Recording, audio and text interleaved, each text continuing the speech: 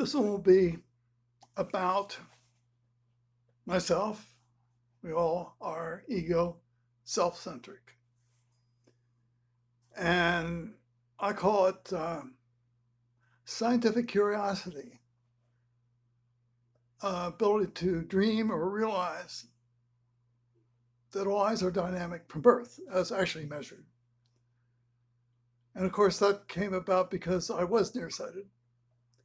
My sister's kids know me to be a myopic young man with rather intense curiosity who flew experimental aircraft and sailed boats.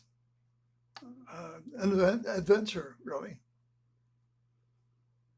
And part of what I'm doing is scientific curiosity, where I postulate that all eyes are dynamic control systems. If you know electronics, then the eye is a low-pass filter for accommodation, a control system, active control system. It's like a torpedo or a rocket climbing on its tail. It achieves stability by constant motion, particularly a rocket. And that's control theory and difficult. So all eyes have to be control systems at birth. It's a scientific postulate. And if we keep the argument pure, we stay with only what you can actually measure. And you can only measure a refractive state. It's impossible to measure a length. You can infer or imply a length by rough calculation. But no, you can only measure a refractive state. And it turns out objectively only with a retinoscope, because that shines the light in, the eye bounces back, and you find a null point. And it gives you a refractive state measurement, does not give you a length. So that's why I measure a refractive state, which could be plus or minus. Depends on my skill and persistence and knowing what I'm doing and knowing the science of all eyes. So my eyes were normal, have always been normal. And my refractive state became negative because of this unfortunate habit some children developed. In fact, I will say that all negative refractive states are self-induced by the child. So until you address that question, you're not going to get anywhere. And until you make your own measurements, you can't be successful. A lot of commentary was by Kaiso Vilakari, but even she doesn't think you have the knowledge and ability to make accurate measurements yourself. And that's the big gap in any study. Does a person have the scientific knowledge to make a choice? While he still has 20/20 positive refraction. Any study I would be part of would be having the person measure a positive refraction. I do it with my stone and a plus lens. If I can read 20/20 through a plus half diopter, my refractive state is positive. They are in the habit of calling all positive refractive states medical defects, which means you can't have a conversation with somebody who has that grotesque, distorted idea for a positive refractive state, which is completely normal. That's why you cannot have a conversation with anyone medical, because they will tell you positive refractive states are a terrible defect of the eye by their accounting of it. And that means you're not talking science. I only talk about what I measure myself objectively. I personally blame myself for that habit as a child. Some have it, and they do it unchecked. That child's going to be seriously myopic, as I was. I don't really blame anybody. It's a bad habit. And that's all it is. But consequences of that bad habit and a minus lens are -8 diopters for me. Even now, I don't blame anybody. I just understand it. I just don't want to repeat it. How do medical people get involved? Well, they're looking for medical issues. And if your refractive state is slightly negative, completely normal, what are they going to do? They'll fix it with a minus lens. Because they don't know any better, and you don't know any better.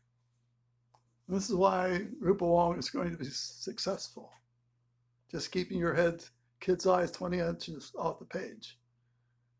However, you never see her success written up in a medical journal because she makes all the measurements and her kids refracted measured as positive. I don't use a retinoscope on myself because it's so obviously easy to make the measurements myself. And that came through Francis Young, who noted that the monkeys they're studying probably all had 20/20 if their refractive state was positive. And Frank Young was right about that. But medicine always calls positive refractions medical defects, which again makes conversation impossible. Even I agree that no optometrist is going to help you. And this is a person with Jacob Rafelson. And even Hill didn't have the person making measurements, except for his own children. And that's why he was successful, because he was doing what Rupa Wong is doing, discipline to keep the kids' eyes 20 inches off the page. And I don't have any control of that. I regret my own vision habits. Still do. The only difference is once I got to 20/60 by cataract surgery, I wear a plus lens, +2.5 for 20 inches, about +4 for 10 inches. And I do like to read at 10 inches. It's an old habit, but now I know better, which is why I measure refraction. State is positive. Are there some risks I incur by measuring my own refractive state? That's a good question to ask. Since I'm doing it and I feel confident, then I'm doing the right thing. And since I always pass the DMV, I take that very great responsibility. So I'm looking at my Snellen 20 feet. I read the 20/40 line and 20/60 line at least, or better. So that is my starting point. I can only see a study being conducted with engineers who understand control systems and have their Snellen in that range. And then you give complete measurement authority, competence to them, and then make the choice whether they're going to do what I'm doing or just say, just give me minus lens. I don't care what happens. The advantage of a 4-year college is this. You have set conditions where you know what's going to happen.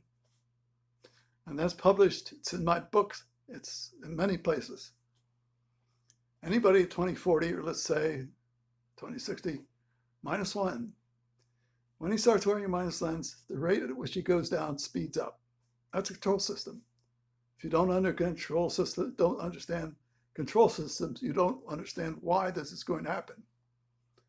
And that was why it would be an electrical engineer who should be given a choice, including his own measurements.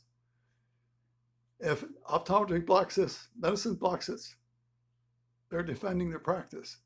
And they're defending a degree of lack of knowledge, which is incredible. So that's why I don't argue too much, because I admit that the public does not want prevention, or they want it from an optometrist or ophthalmologist, or Kaiser-Villicari.